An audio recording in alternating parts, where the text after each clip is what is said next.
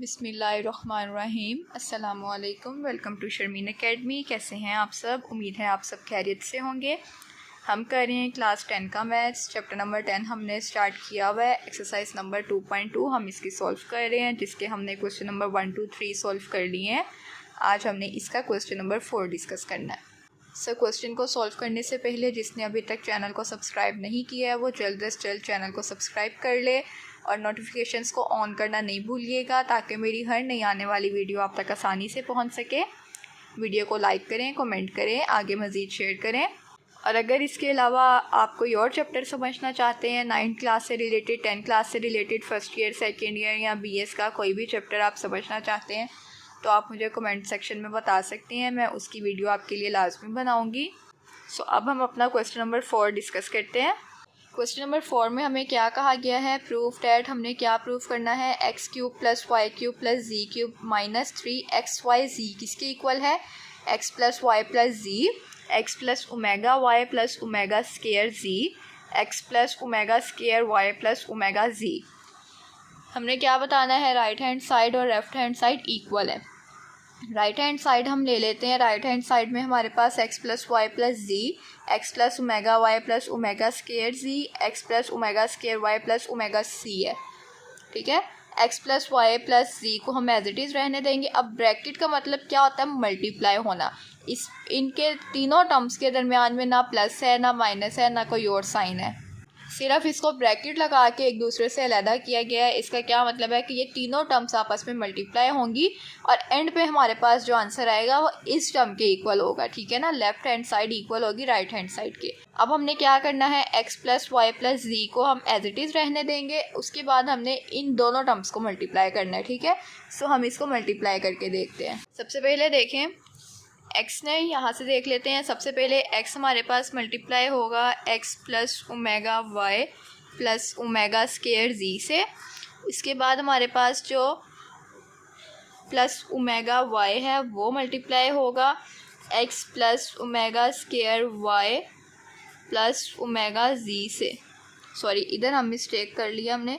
x ने multiply होना था x + ω² y + ω z से। ठीक है,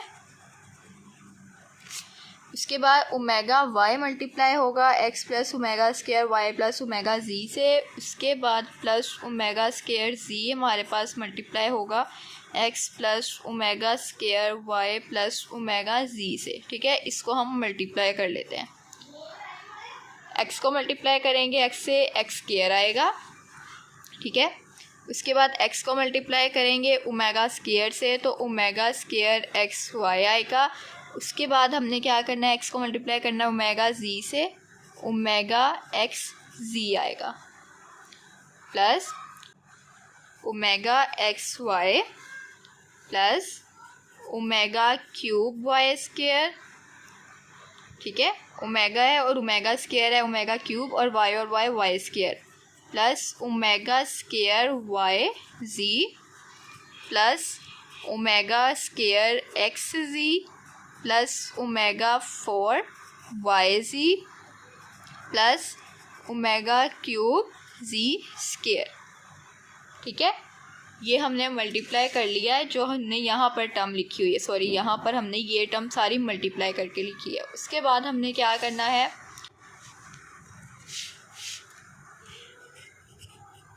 x + y + z, ये देखें x + y + z हमने एज इट इज़ लिख लिया। अब इसमें से हमने क्या करना है? x² हमने एज इट इज़ लिख लिया, क्योंकि देखें और हमारे पास कहीं पे भी x² नहीं आ रहा है, सिर्फ एक ही x² आ रहा है इस पूरी टर्म में से। ठीक है, ये हमने टर्म लिख ली। उसके बाद xy आ रहा है। xy वाली टर्म हमारे पास एक ये टर्म है, xy वाली एक ये टर्म है xy वाली, और हमारे पास xy वाली कोई टर्म नहीं है। अब हम ये टर्म लिख लेते हैं प्लस ω² xy प्लस ω(xy). उसके बाद हमारे पास xz आ रहा है। xz की एक ये टर्म है, एक ये टर्म है। ठीक है, अब हम ये दोनों टर्म्स लिखते हैं प्लस ω(xz) प्लस ω² xz। ठीक है, उसके बाद हमारे पास y² आ रहा है। y² की और हमारे पास कोई टर्म नहीं है, तो ये टर्म हम एज इट इज़ लिख लेते हैं ω³ y²। ये टर्म भी लिख ली हमने। अब हमारे पास yz आ रहा है, yz आ रहा है। इन दोनों टर्म्स को लिख लेते हैं क्योंकि ये दोनों टर्म्स हमारे पास वाई जी की आ रही हैं। ओमेगा स्केयर वाई जी प्लस ओमेगा 4y जी। उसके बाद एक टर्म हमारे पास बच गई ओमेगा क्यूब जी स्केयर की, ठीक है। उसके बाद हमने क्या करना है, x plus Y plus Z as it is. अब हमने एक्स स्केयर लिख लिया क्योंकि एक्स स्केयर की और कोई टर्म नहीं है। अब ये भी एक्स वाई है, ये भी एक्स वाई है, इन दोनों में से एक्स वाई हमारे पास कॉमन आ रहा है, पीछे बच गया ओमेगा स्केयर प्लस ओमेगा, ठीक है। उसके बाद एक्स जी है, एक्स जी है, इनमें से हमारे पास एक्स जी कॉमन आ रहा है, पीछे बच गया ओमेगा प्लस ओमेगा स्केयर। इसमें से हमारे पास कुछ भी कॉमन नहीं आ रहा है, ओमेगा क्यूब वाई स्केयर हमने एज इट इज़ लिख दिया। इसमें से हमारे पास वाई जी कॉमन आ रहा है, ओमेगा स्केयर प्लस ओमेगा 4 लिख दिया। इसके बाद plus omega cube Z square लिख दिया। अब नेक्स्ट टर्म हमारे पास क्या आएगी, X plus Y plus Z as it is, X square as it is plus x Y as it is. Omega square plus omega हमारे पास किसके इक्वल होता है, -1 के इक्वल होता है, ठीक है। हमारे पास omega square plus omega equal होता है -1 के, और ओमेगा क्यूब किसके इक्वल होता है, 1 के, ठीक है। उसके बाद हमने प्लस एक्स जी ओमेगा प्लस ओमेगा स्केयर, ये देखिए ओमेगा स्केयर प्लस ओमेगा -1 के इक्वल। उसके बाद प्लस ओमेगा क्यूब हमारे पास 1 के इक्वल है, वो हम लिखेंगे, अगर लिखना चाहें तो लिख लें, वाई स्केयर। उसके बाद हमारे पास प्लस वाई जी, अब ओमेगा स्केयर डॉट ओमेगा 4 है, सॉरी प्लस ओमेगा 4 है। ओमेगा 4 को हम किस तरह से लिख सकते हैं, ओमेगा 3 डॉट ओमेगा में लिख सकते हैं, ठीक है, ताकि हम ओमेगा 3 की जगह 1 पुट कर लें और w डाल लें। अब ये देखिए ओमेगा 4 को अगर मैं लिखती हूँ ओमेगा 3 डॉट ओमेगा की जगह, तो ओमेगा 3 की जगह मैं 1 पुट कर लूँगी, डॉट w, डॉट का मतलब मल्टीप्लाई, 1 के साथ ओमेगा मल्टीप्लाई हुआ तो ओमेगा आएगा। तो इधर मैं ओमेगा 4 की जगह सिंपल ओमेगा लिख रही हूँ, ठीक है ना। किस वजह से लिखा है, ओमेगा क्यूब डॉट ओमेगा में मैंने ओमेगा 4 ओपन कर लिया, ओमेगा क्यूब की जगह 1 पुट कर लिया, dot omega as it is, 1 के साथ ओमेगा मल्टीप्लाई करेंगे ओमेगा आएगा, ठीक है। उसके बाद ओमेगा क्यूब की जगह हमारे पास क्या आएगा, 1 आएगा, और z square as it is. अब हम इसको मल्टीप्लाई कर लेते हैं, x plus Y plus z. अब हमारे पास x square plus minus minus x y plus minus minus x z plus y square plus, अब वाई जी की जगह भी हम माइनस, इसकी जगह भी -1 पुट कर सकते हैं ना, तो इसकी जगह अगर -1 पुट करेंगे तो वो हमारे पास माइनस वाई जी आ जाएगा और प्लस जी स्केयर आ जाएगा, ठीक है। सो अब इसको हम अरेंज कर लेते हैं, x plus Y plus z में x square y square z square, square वाली टर्म्स लिख ली, minus x y minus y z, ठीक है, अरेंज करके लिख रहे हैं, और माइनस एक्स जी। अब इस टर्म ने इससे मल्टीप्लाई होना है, ठीक है। हम क्या करते हैं, हम इसको पहले रफ में मल्टीप्लाई करवा लेते हैं। ये देखें, सबसे पहले हमारे पास x मल्टीप्लाई होगा x square plus y square plus z square से, minus x y minus y z minus x z से। फिर हमारे पास y मल्टीप्लाई होगा x square plus y square plus z square minus x y minus y z minus x z. इसके बाद हमारे पास z मल्टीप्लाई होगा x square plus y square plus z square minus x y minus y z minus x z से। अब इनको multiply करना है, बहुत ध्यान से मल्टीप्लाई करना है, x cube plus x y square plus x z square minus x square y minus x y z minus x square z, ठीक है। एक्स को मल्टीप्लाई किया एक्स स्केयर से, x cube x y square x z square minus x square y minus x y z minus x square z. अब इस term में आए, x square y plus y cube plus y z square minus x Y square, बाकी terms मैं नीचे लिख रही हूँ, माइनस वाई स्क्वायर जी माइनस एक्स वाई जी लिखते हैं, एक्स वाई जी। अब इस टर्म पे आए, प्लस एक्स स्क्वायर जी प्लस वाई स्क्वायर जी plus z cube minus x y z minus y z square और माइनस एक्स जी स्क्वायर। ठीक है, अब ये देखें, एक्स क्यूब लिख लिया, क्यूब वाली टर्म्स लिख रही हूँ, वाई क्यूब लिख लिया प्लस जी क्यूब लिख लिया।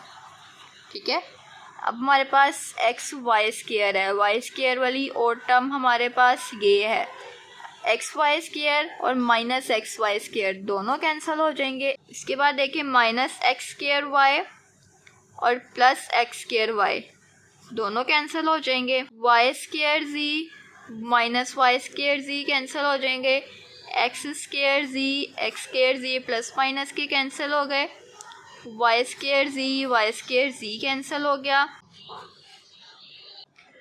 प्लस एक्स जी स्क्वायर और माइनस एक्स की जी स्क्वायर हमारे पास कैंसिल हो गया। ठीक है, पीछे हमारे पास क्या बच गया, माइनस एक्स वाई जी ये टर्म, माइनस एक्स वाई जी ये टर्म, माइनस एक्स वाई जी ये टर्म। ठीक है,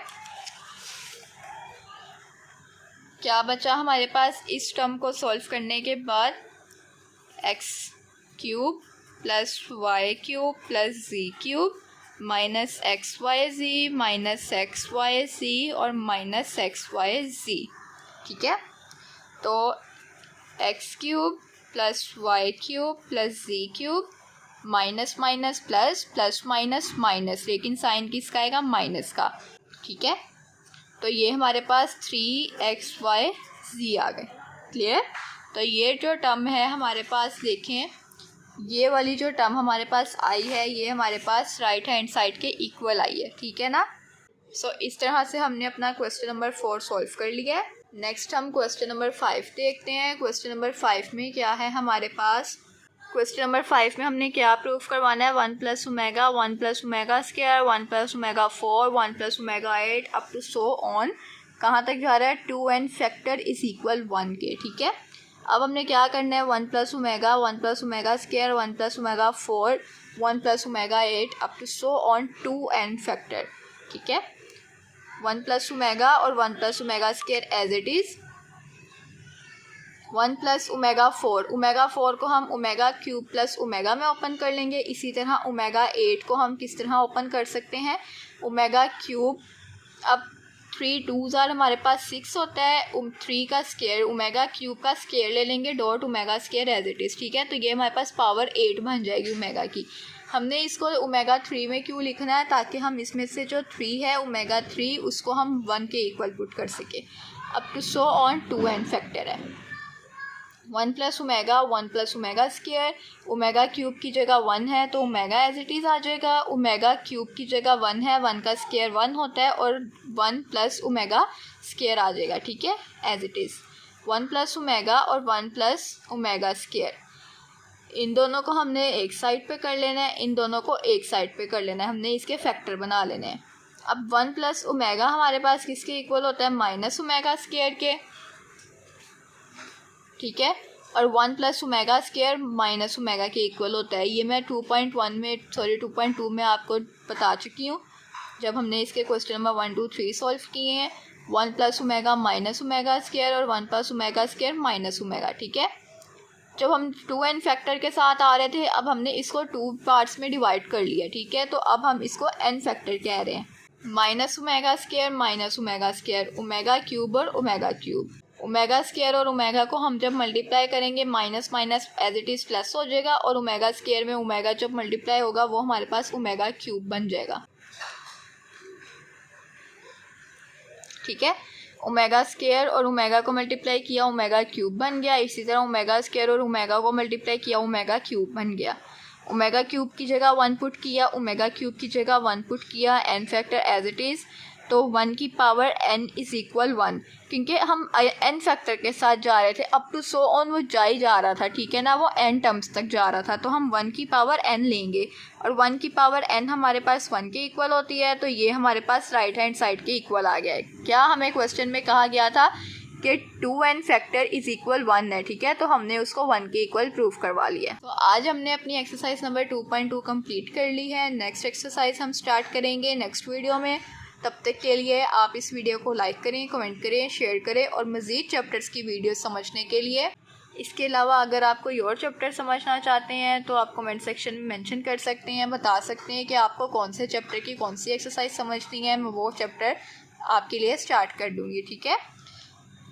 वीडियो को लाइक करें, कमेंट करें, शेयर करें और मज़ीद वीडियोस देखने के लिए चैनल को सब्सक्राइब कर लें। अपना बहुत सा ख्याल रखिएगा, मुझे अपनी दुआ में याद रखिएगा। अल्लाह हाफिज़।